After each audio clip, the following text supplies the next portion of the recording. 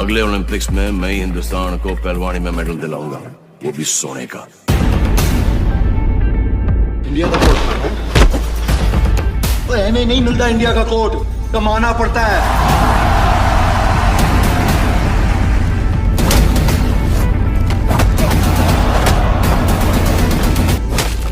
क्या पहलवान गीता दंगल की रानी है? दंगल गर्ल फातिमा शेख ने क्या कहा था? हेलो दोस्तों, मैं नितिन आपका स्वागत करता हूं बॉलीग्रैड स्टूडियोज में। लंबी लड़ाई के बाद आखिरकार पहलवान गीता फोगाट को हरियाणा सरकार में डीएसपी का पद मिल गया था और उसके बाद उनके और उनके पिता के जीवन पर आधारित आमिर खान की फिल्म दंगल भी रिलीज हुई थी। जानिए कौन है और क्यों खास है गीता। गीता ऐसी लड़कियों के लिए आइकन है जो रेसलिंग करना चाहती हैं। फीमेल रेसलिंग में भारत को पहला गोल्ड मेडल देने वाली गीता थी और उन्होंने अपने डीएसपी पद के लिए कोर्ट जाकर लड़ाई की थी और साल बाद उनको ये पद मिला था। वैसे गीता का ये जज्बा आज का नहीं है, वो बचपन से ही इतनी हिम्मती रही है।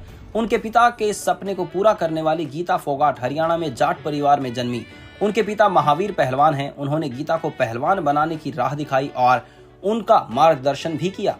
जब गीता को पता चला कि उनके पिता चाहते हैं कि वो गोल्ड मेडल जीतकर उनका नाम रोशन करे, तो उन्होंने अपने सपनों को छोड़कर पहलवानी सीखने में पूरी जान लगा दी। तमाम परेशानियों के बावजूद वो महिला पहलवानी में आइकन बनी। पहली सफलता उन्हें 2009 में मिली, जब पंजाब में हो रहे कॉमनवेल्थ रेसलिंग चैंपियनशिप में गीता ने गोल्ड मेडल जीता। ये गोल्ड जीतने के साथ गीता ने इतिहास रच दिया, क्योंकि किसी भारतीय महिला को पहली बार ये तगमा हासिल हुआ था और यही सब हमें दंगल में देखने को मिला था। लेकिन सिर्फ खेल के बारे में फोकस करना ही जरूरी नहीं होता, क्योंकि गीता के कैरेक्टर के साथ उनकी बहनों के कैरेक्टर को भी अब पोर्ट्रे करना चाहिए।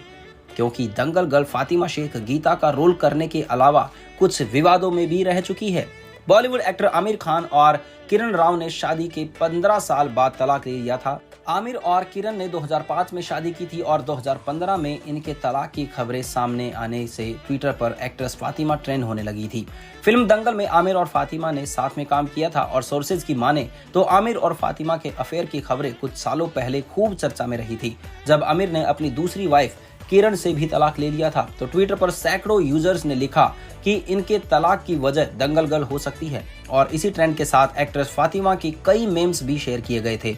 कुछ सोर्सेज के अकॉर्डिंग दोनों के अफेयर की अफवाहें 2016 से 2019 के बीच काफी चर्चा में थी। दोनों को एक दूसरे के साथ कई बार मुंबई में स्पॉट किया गया था। आमिर और फातिमा के अफेयर की अफवाहें तब तेज हो गई थी जब एक्टर ने फिल्म ठग्स ऑफ हिंदुस्तान के लिए आदित्य चोपड़ा को फातिमा का नाम सजेस्ट किया था। हालांकि इस खबर के सामने आते ही किरण ने बयान जारी कर कहा था कि ठग्स ऑफ हिंदुस्तान में एक्ट्रेस को कास्ट करने का फैसला अकेले आमिर का नहीं था।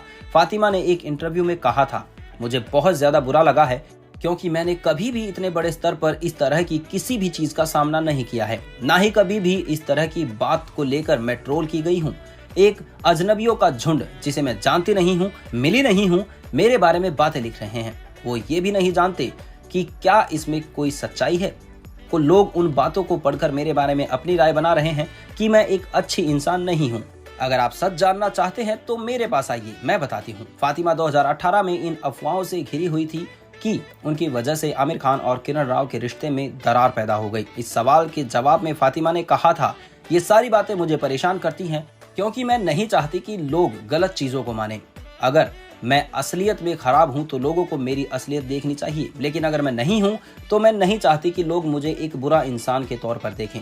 दंगल गर्ल के बारे में इतना सब जानकर अब यही लगता है कि दंगल 2 में फातिमा और आमिर के इस सच को बाहर आना चाहिए, क्योंकि ऑडियंस हर बार कुछ नया देखना चाहती है और फिल्म का एंगल इस तरीके से भी बिठाया जा सकता है ताकि दंगल का मतलब सिर्फ कुश्ती तक सीमित नहीं हो, बल्कि निजी जिंदगी में भी ऐसे दंगल हो सकते हैं।